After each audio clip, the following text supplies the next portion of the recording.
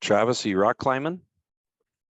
Yeah, we're here at the chapel today. Oh, I was gonna say, I recognize that wall. Yeah, it's the old chapel. We're doing an all safe training for all the hospital and Slate Canyon staff on their protocols. So come on down. Hey, your wrestling would come in handy today. We're gonna the campus police are gonna throw people around here in about an hour. Oh, nice.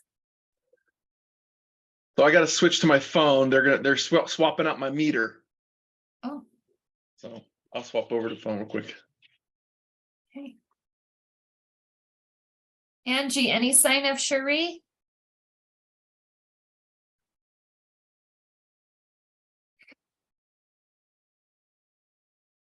Maybe they're having technical difficulties. Lindsay's coming in too. She just asked for a link, so. Okay. And Amanda, I think I just accidentally muted you. Did I? You're good. Okay, I went to click and let someone in and Julia beat me to it and then I clicked on you. Oh, sorry. Apologize.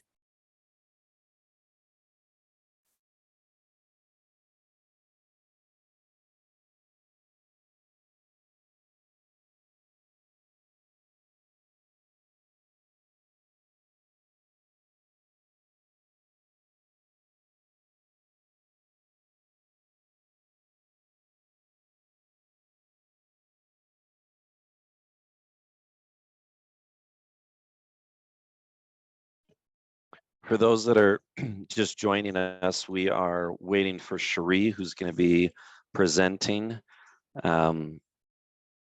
So that's why you're joining to a bunch of silent faces.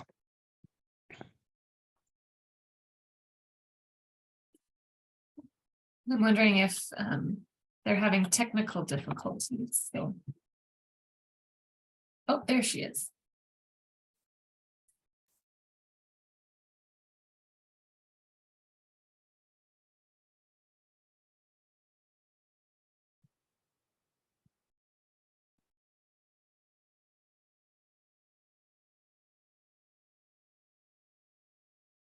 Hi, Sheri.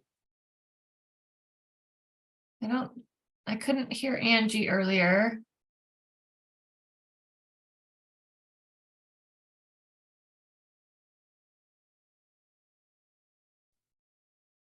Oh, I see. Sorry, gosh, can you hear me now? Yeah, Yes. yep. You might want to pull your Hey, camera everybody. down just a I know, tiny I never bit. see everybody. This is a nice group. It is a nice group. Thank you for coming today. Sheri, we see the top of your head. If that's all you want us to see, that's No, great. I'd like you to see the whole thing, but if I put it on, I don't have a choice. I'm sorry. Oh, no, that's fine. So you'll get a better shot of Angie, and it's probably a better picture anyway. So No, we've missed you the last couple days, but we're glad you're here today. Are you ready to get rocking and rolling, or do you need a minute? no, I'm ready. I'm ready. Okay. And I don't really have any great enlightening thing. In fact, I was thinking this has been a rough year for interagencies, well, since COVID. Yeah. And so maybe I'm not even the best one to be presenting this. But I'll tell you what we do, and then I'll ask you what you do. Now, just for fun, I want to know the players because I missed everything. So I know Amanda, Heidi, Benji, Ignacio. Tell me who you are and where you're at. That'd be great. So Ignacio Garcia, I'm at Nebo School District. I'm the program specialist. So I work under the director of YIC. Oh, okay. So nice to have you here. Just checking on who I'm talking to. Thank you. Carolyn. Mute me. Can you hear me now? I can, and I can Okay. see you, which is nice. I'll try to fix mine. I'm the Youth and Care Specialist. I work with Sharon Jensen. They're at principals meetings all day today, so you get me. No, that's great. And what Carol- district are you at? Jordan School District. Oh, Jordan. So the small one. Got ya. I'm kidding. I know you're massive. Ashley Violet.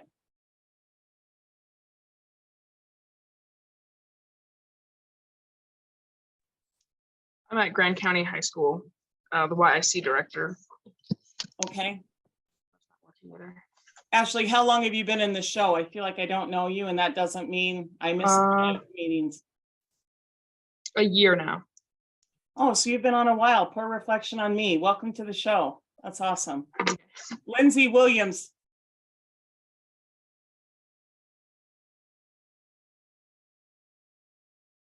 It's all good. Logan, I know your role because I've seen your name with my ETCA, but I don't. Is he on? So That's Dave. yeah, I was Oh, gonna sorry, say Amanda. you're good. So Oh, Lindsay that's okay. Williams is Andy McKee's assistant with YIC. And then Salome David, as he's renamed himself, is our newest youth and custody specialist of the board. Oh, that's right. That's okay, good. Why do I think ETCA with him, Amanda? Because he is over NND, he's doing Okay. double duty. So NND and NYIC. Oh, bless his heart. So he's an alcoholic. Very good. Got ya. Lindsay just chatted. She has no microphone or camera at the computer, but she's up in Uinta. Okay. Now, I didn't know Andy had an assistant. When did that come about? She's had one. It was probably just a different name that you were used to. And I Oh, okay. Well, think that's of awesome. the predecessor, but it's support staff. So maybe that's the difference. Okay, got ya. I thought I saw dumb old Travis. He was here and then he left. I don't know where he went. Well, I'm sure there's crisis on and off all the time, so. No, And I got he- ya. In fact, I was having one right before this meeting. I'm sure it's still going on. Anyway, what I was hoping that we could talk about today, and this won't be lengthy, so if you want to lob your head off, don't stay. It won't take long. I just wanted to talk about interagency meetings and how we are doing them here in Cache District and Logan District. Who's their YIC director now in Logan? I know I should know that, but it's not consistent. Liz Dickinson. Angie, is that the right one that we know? Is that the one that's a teacher? You might be thinking of Jennifer Ballard, who is the teacher at, No, I know Jen. oh, maybe It Liz. doesn't matter. I just, Yeah, Liz. they are part of our interagency and I was going to include them if they wanted to talk about it, but that's okay if they're not. You know what? Sorry, she actually emailed me. It's all coming together. She emailed me and told me she wouldn't be able to get on to our interagency council meeting. And I told her we didn't have one today. This is the meeting she was talking about, I think. Oh, okay, well, good. It doesn't matter. That's fine. Anyway, Angie, do you want to come over to my office and show the screen? Yes, you do. I'm sorry, I'm gonna have to fire Angie on screen. While she's coming over, I'll tell you, initially when I got here, I've been here, this is my 11th year at Cache High and doing YIC and doing adult ed. Anyway, we've been doing a lot of things here. But why I initially started with interagency meetings was because we were told to by Travis. And he kind of told us who he thought it'd be a good idea to invite. And I was kind of new at it and didn't, oh, there he is. I'm just misrepresenting you, Travis. Want me to just share this? Yes. Angie's going to just share what maybe an agenda might look like from us when we hold those meetings and who we invite. Initially, oh, perfect. Hey, but I'm going to want it off of there in a second. It doesn't, no one wants to see that the whole time. Okay. Hey, the nice thing about getting old is you don't have to do great technology. You have Angie, and that's just, Travis, don't judge me because I'll retire, damn it. Anyway, so Travis was my first head of YIC, and you can imagine how painful that was. And he kind of said, here's what we're looking for with interagency meetings. And we just started inviting people the way that they had. And if you have questions or comments, jump in because this is very informal. Benji, I can see your dumb face and don't be judging me. So we started holding these meetings quarterly, and the way it worked is I knew that the players we were getting involved, I was coming out of a big high school where you just couldn't afford to meet. You were just so busy all the time. And the players that we were going to invite, I knew that Logan District was close to ours and it'd be easier to invite them along to the meeting. In doing so, it's been good and bad, and Angie's going to talk to you a little bit about that, what they did before.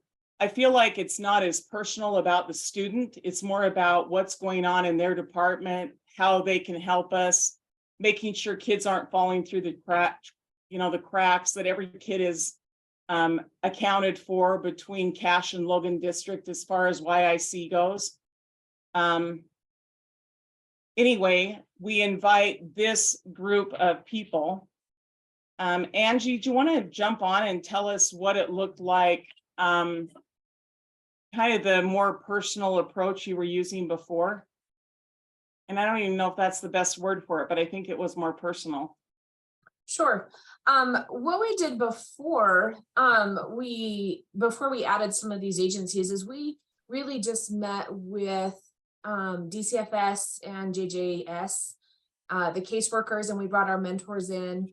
If needed, we would bring in someone from the district to cover SPED issues, but we just would sit and we would just go through our list of students that we were working with and talk about them, talk about the services they were getting. The mentor would, discuss if they were having a hard time. And this was back when our mentor went into the home, actually. Talked about if the mentor was having a hard time getting into the home, if what they were working on with the student, and people would give input of, hey, I've heard this from the caseworker, I've heard this from the foster parents. We would really just talk about each individual student. Okay. No, and I think that is terrific, and maybe that's a direction to go back to. I want directors that are on to know Travis and Carolyn. If you guys, and Wendy, now I saw Wendy on there. If you guys can jump in here in a minute and tell us what you're doing with Interagency, I'd like to know that. I want to know best practice on these things. Anyway, so you can see who we invited to those meetings. We held them quarterly. So September, December, February, and April. We'd set up the meeting at the beginning of the year. They were always on Wednesday at 1 o'clock, and we just kind of started that theme. COVID hit and it was a train wreck. We tried to do the fun Zoom thing, and it was good, but it's not the same as in person. It didn't feel as well connected, through COVID. And then even when we came back to school, I felt like the other agencies were still home at a home office, and it just has been hard. This year's been a little bit better, but we're rebuilding what interagency looks like, I feel like, this year. One way that we initially got everyone together, because we were talking like police departments coming, voc rehab, Division of Workforce Services, all these different resources in the community, is we would offer them lunch and feed them. And food is a magic thing that always gets people to the table. And eventually it just turned out that they volunteered to host them, and then we would go to the youth center. That's where Jen Ballard is. We would go to the Division of Family Services with Misty, and then Logan District office as well. And so then they would hold the lunch and we would have these meetings, and I felt like they were quite effective.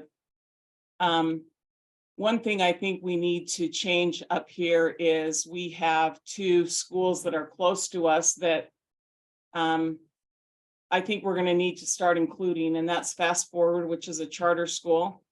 And I have to be honest with you, I've struggled with charter schools just because my background's public ed, and I don't have a great excuse for it. I just, with the concept and the direction I've watched.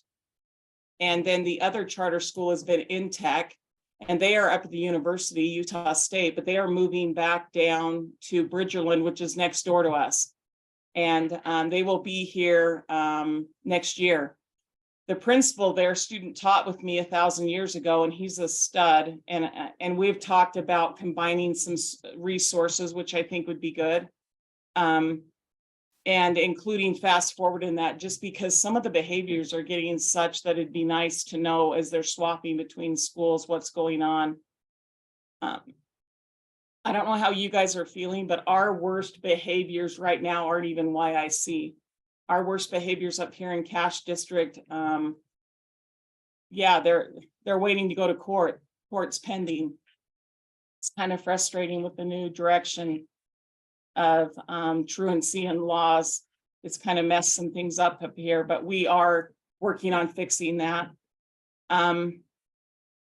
Travis, for fun, let's hear from you. What interagency, what's your best practice down there? And I know that you've got a large YIC contingent, so I don't know if you're meeting with people or not, but what are you doing?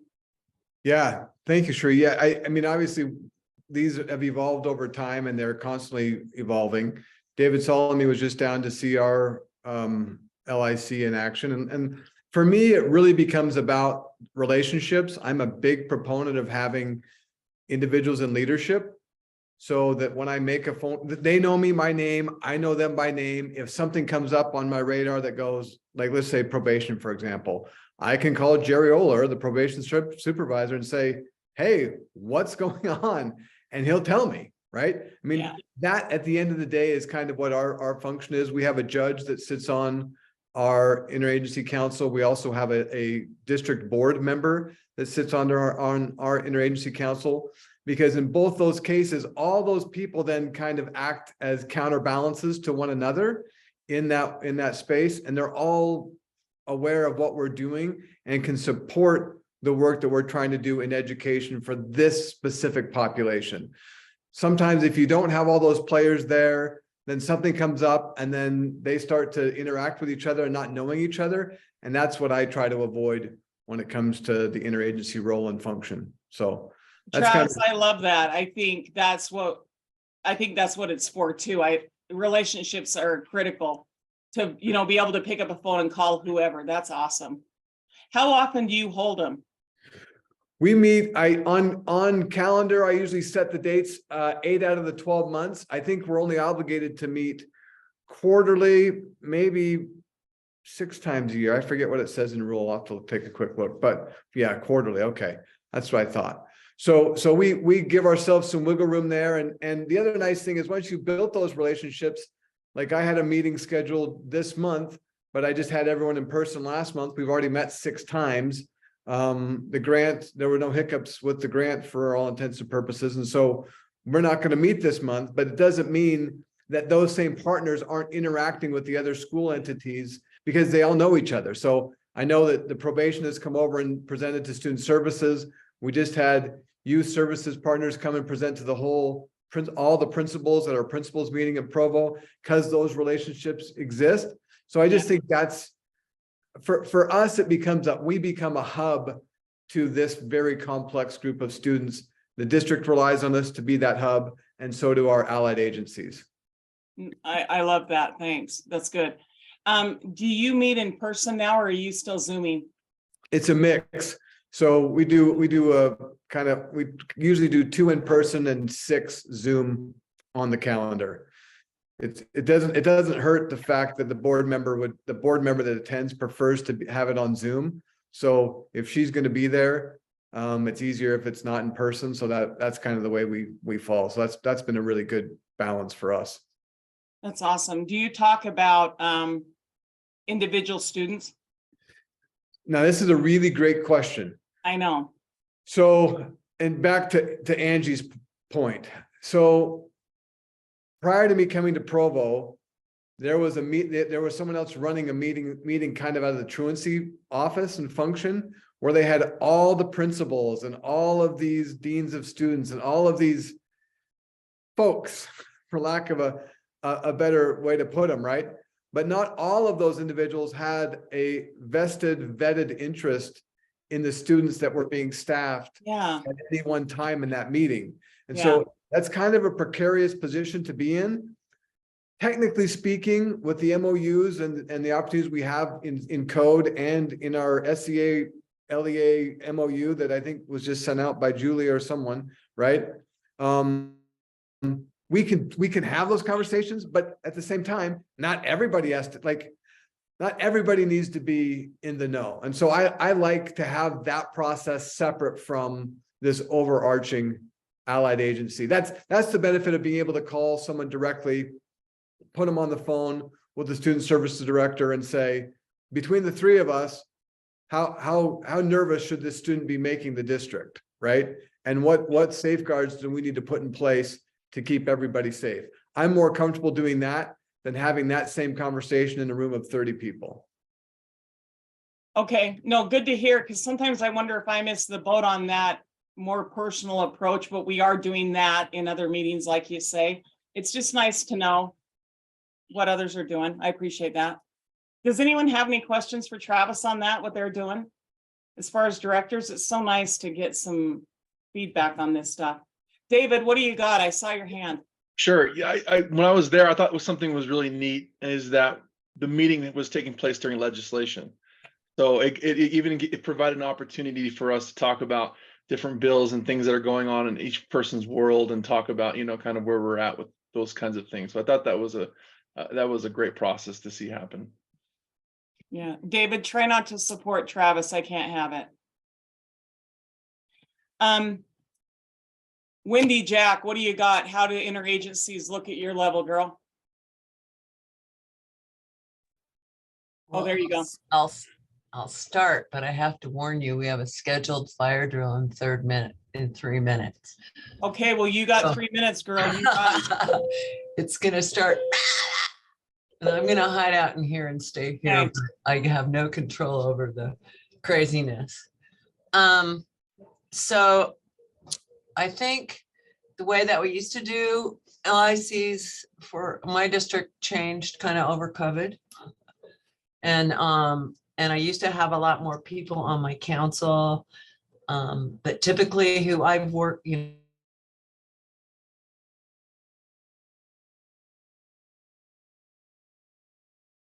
they've traded around. So this year in reorganizing, I'm just keeping it simple. Right now I have the representative supervisor for education from DCFS, Darcy Peterson, and then I have someone, and then I have Angie Shaw, who's a supervisor at JJS, and then Chris Coburn is the adolescent director for Odyssey House, so he's on, and then I have Tracy Shostrom, who's the principal for Horizonte, and then I had my secretary come, and so we all met, got everybody together before the grant. And so I just wanted to start small again. And then the next time we meet, which I'm going to meet with them on the schedule next month and talk to them about what happened with the grant, the changes, or not changes, or just an update with what I reviewed with them. Then we're going to look at rebuilding who else needs to come to the table. Okay. How like often? From other agencies and stuff. And I've had probation on before. I used to always have a special ed rep, but the person that was really good in our council is in another position, and I'm still rebuilding relationships with the current SPED director and her assistant. Wendy, right now. how often did you have them since your rebuild? Or are you determining that now too? No, I used to have them bi-monthly, and then I have them maybe 2 to 4 times a year. I like to have once over the summer. So then JJS and DCFS know, what to expect for the school year and those changes, and turning in the referrals, the intake forms for their kiddos and stuff. And they know about when all our different schools are doing registration and that kind of stuff. Okay. Well, perfect. I hear you on the COVID train wreck and starting over it. You kind of feel like that. I hear you. And then there's lots of turnover in workforce services and voc rehab and probation, and everything's changing. Well, and the thing that I found really astounding or sad, was listening to DCFS and JJS, how short staffed they are in all their turnovers and kids that are coming out of facilities, and I see the shortage in the schools, and I guess sometimes I don't realize or know what they're going through in terms of case managers and case workers. Yeah. And there's kind of a big thing, I guess, Yes. So that's kind of stuff's enlightening, and then that helps because when caseworkers refer kids or they, so then if they don't like things or they need extra help, they always go to Darcy because she's like the region, and so it's just finding better communications and keeping up on the turnover of things like when we have kids, when we need to do their casework and all that. So I find that very important, crucial. Well, thank you. Turn us off so we're not part of your drill. And we'll just keep Just going. going. Thanks, Melissa. Okay. Carolyn, what's your experience? I don't want to put you in a tough spot sometimes when you're just not there every second. Do you know what they do for interagency at your site? So we just held one, I think, Monday we did it with Jordan or Canyon School District. Moving forward, that was one of my questions I had is, when I first read the sheet that I was given to me by the old person who had it, it was just our district and our interagencies, again, DCFS, JJHS, our group home. I'm a old SPED teacher, so I do know the SPED part of it. How our group homes communicating credit recovery, especially for those kids 9th through 12th. What can we do to keep those kids moving forward and progressing so they aren't falling behind, because we do get them jumping from sometimes place to place. We do a lot of credit recovery here as well for the whole district, and I understand that battle. COVID's made it critical. And actually, because we're new, because we just switched departments, so it's now under student services. We used to be equity, so now we have a new director, and Sharon Jensen, and I'm the youth and care specialist. It's just kind of, we took it over the end of October. I came on in the end of December, so it's a learning curve, trying to learn all the players. But my question is am I to hold it just with my school and those in my departments, the DCFS and all of those, and those components within my school district, or holding it with including other school districts? Well, I'll jump in on that, but Julia and Benji, whoever, make sure you're ready to answer this, what you want done. I include another district because the people you're trying to invite, that group, that party, is so busy all the time. When Travis is saying he holds it 6 times a year, I'm thinking in my head, he's a lucky guy because they're busy. Now I call him probably everyone on the team at least once a week, but I get with them, including Logan School District, and we discuss kind of the beat of things 4 times a year, and I feel I'm lucky there. But when we meet, we do involve everyone known to man. Anyone in Cache Valley is at that meeting. Okay, that's good to know. It's just not, I don't know, do you involve workforce services and DCFS and JJS? Well, we do include those. Our biggest, we didn't have one that, what does he work for? I don't know if it was probation or whatever, but putting our feelers out, who all to include, and making sure they all have a voice. Our biggest is like our group home, and including them, because I want them to be able to talk about like a question they had, because I just got back before coming here. I went and visited the new director over there. What works? What isn't working? What are they struggling with? Making sure their kids' minutes are met if they're IEPs and they're not doing what they're supposed to be doing. If there's suspensions involved, all of those things, what kind of additional supports. So sometimes those, my group home does have questions. Do you guys include those within your meetings? Well, I appreciate you asking that. We did have 3 group homes at one point, and they all shut down. A little bit due to COVID, but a lot of it due to House Bill 239 1,000 years ago. And they would have had a place on our agenda otherwise. Yes, absolutely. Okay. And they were invited, and their director came, and absolutely they're invited. That's a key cog. No, because I want to know also, everybody should have a voice to be able to discuss their how can we improve things too? Mentors, how can they, because we're going to try to restructure some things. It was great learning, by the way, thank you for doing the budget and helping Sharon and I when it came to learning that was a curve. And learning what we can do moving forward with our money. And that was huge. And because we're going to kind of be doing things differently and moving forward, where we're going to place mentors and things like that and how we place them. And yeah, and just maybe, you know, making sure our kids are, especially DCFS and all those, they're getting that credit recovery. Our younger ones, just making sure they're being supported, again, if they have IEPs.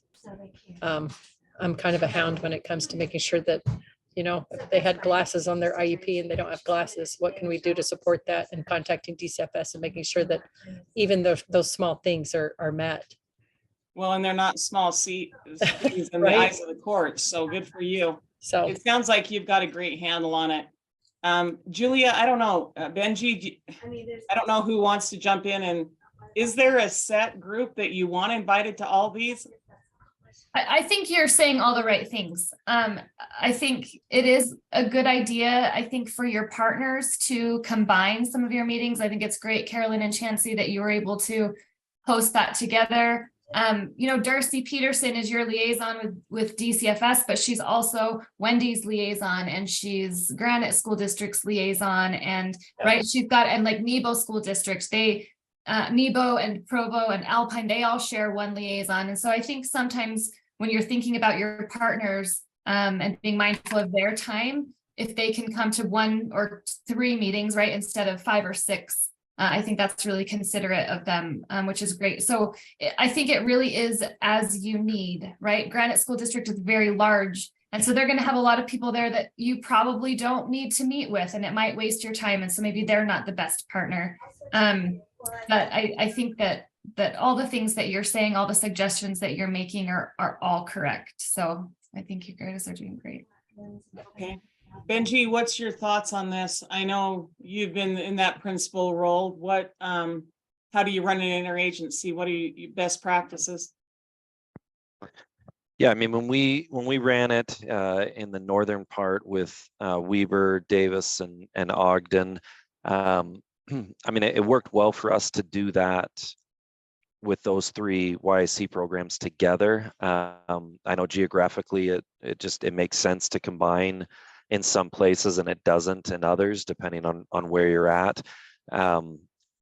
That was super beneficial to me when I first came on, that I could connect with Blake Daniels at the time to just kind of wrap my head around like what all was happening, what was going down.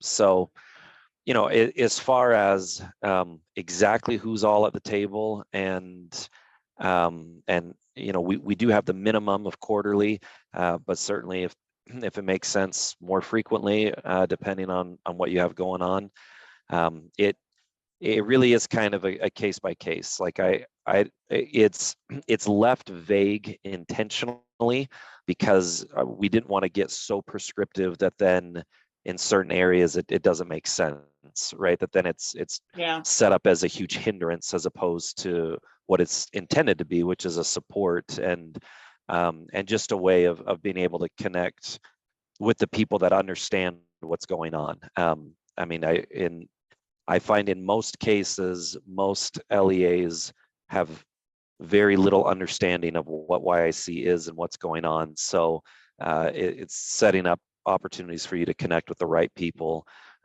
where you can. I don't know if that really answers it, but it's left vague on purpose. That's my answer.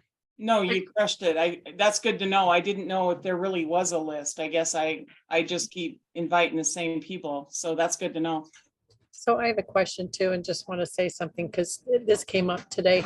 We were talking about absences and things like this, that, you know, we have to report these things to the state and to their caseworkers and things like that. It's important too, moving forward, we're going to try to work on next year's making sure that the schools are marking those as appropriately as we possibly can, because, you know, they'll get dinged by the judge. And we want to make sure that, you know, they are following. And if they're absent for a reason. If not, that they're all on board, and teaching our administrators too, that, you know, they need to be careful on how they do certain things when it comes to making sure that their attendances are correct. anyway, that was something that came up that we noticed today. Good comment, thanks. Chancey, do you have anything to add on interagency meetings?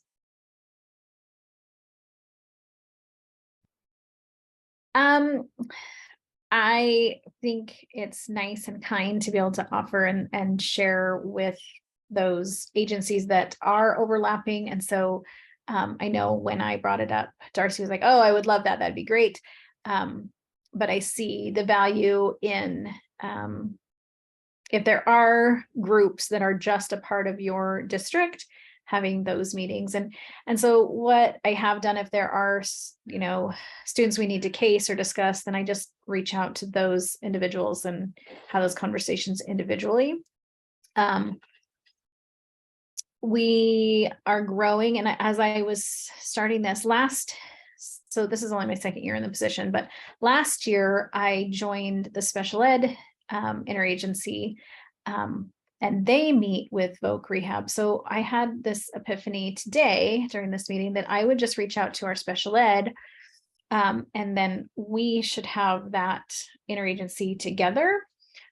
So I'll be connecting with our special ed team to see how we can bridge that. And then just a shout out to Provo. We have started some collaboration with the Parent Center, and are hoping to bridge that support for our YIC and special ed or students with disabilities. So overlapping there. So we have those things in the works as well. Well, I think that's smart, and I agree with you. I think those people are busy, but we do combine those parties that you were suggesting, and I think it helps us anyway, and it helps me. It's hard to go to every meeting, So thank you. Lindsay, you can't talk. Sorry. I do know because Angie interviewed Andy at the last directors meeting, and Andy was saying that they hold them. Now, Ange, correct me if I'm wrong, but out in Nebo, they're holding them every month, right? Ange? Yes, she said monthly. She said monthly. And I don't know if it's just because there's, that area, everyone and they can meet, but kind of interesting.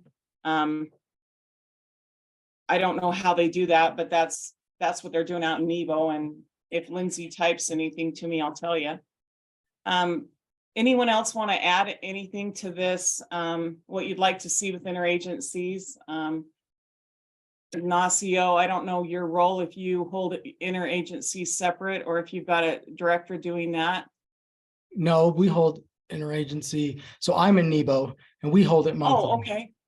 So you're the one doing it every time? Yeah, we do it monthly. So we do it a little bit differently in the sense that I guess we do monthly, and then quarterly we extend it out a little bit more.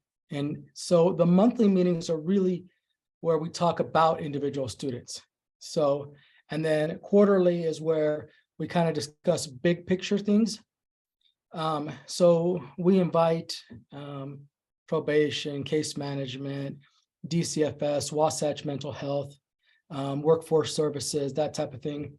And so what we found is a lot of times it's beneficial because if one of the agencies isn't working with that particular student that somebody has some concern or feels like needs extra support, that's kind of okay, so now they're on our radar, right? So what can we reach out to the individual schools? Or maybe it's like, hey, law enforcement is aware of this student, but they haven't got to a certain level or whatnot. So what we found is it's been pretty beneficial because we do a lot of preemptive stuff. And so, yeah, it's been really great. And then, every 3 months we kind of do big picture stuff and not necessarily individual students. No, that's a good plan. And maybe that's the way I should be tackling that individual student thing. I appreciate the feedback. Thanks, Ignacio. Benji, what do you got?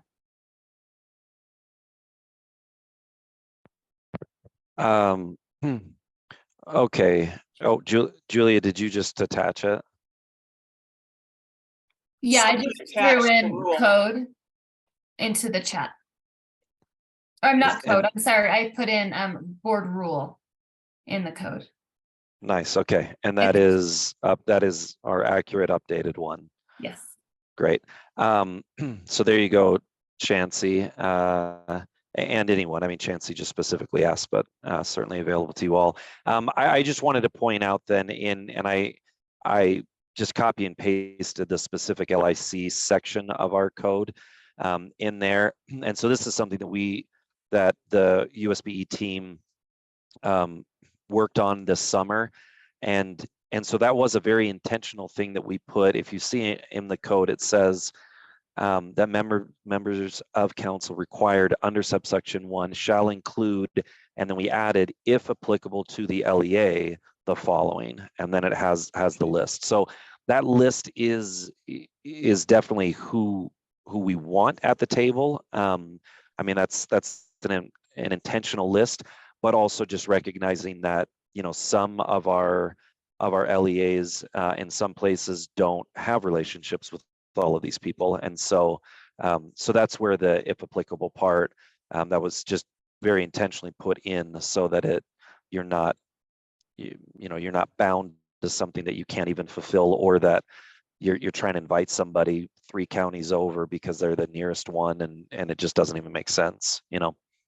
So that's all. I just wanted to point that out. No, great point. Thanks. Chansey, did you see what she's asking you, Benji? Sorry, I'm not great at this reading and talking stuff.